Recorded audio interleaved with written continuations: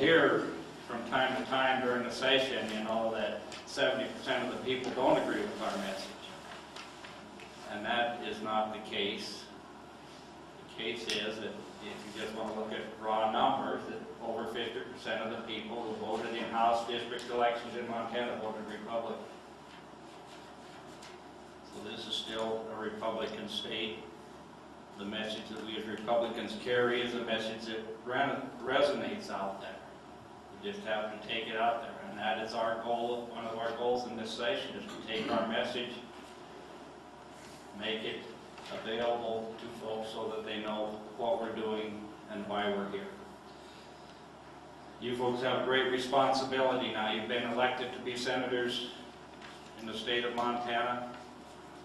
A group of 50, 27 of them who are in this caucus.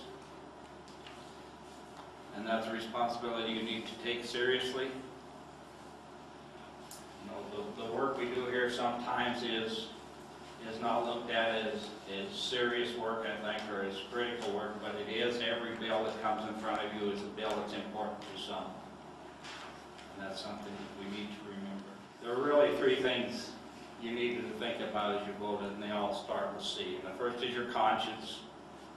You can't vote against your conscience. The second is your constituency. They sent you here to represent them. And the third is your caucus. In that order. I don't expect, and none of our leadership team expects, that this body to vote in lockstep on every issue.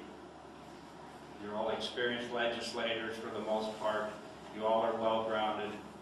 You know how things should be in your mind.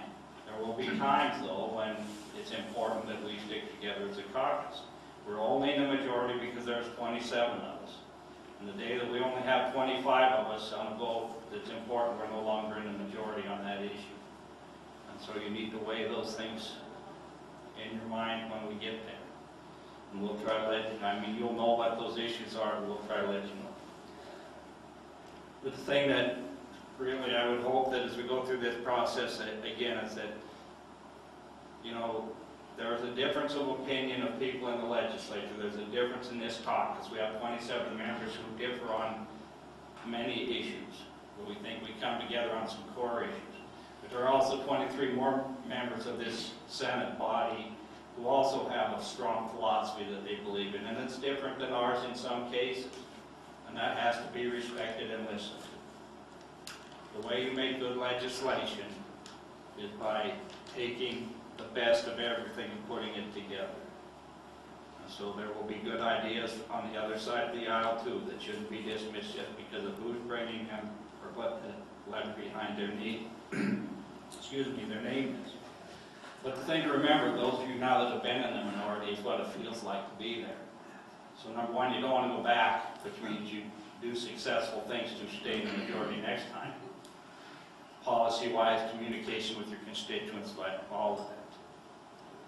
But secondly, since you've been in the minority, you know what it feels like to be treated as a in the minority, and keep that thought process in mind when you deal with our counterparts across the aisle.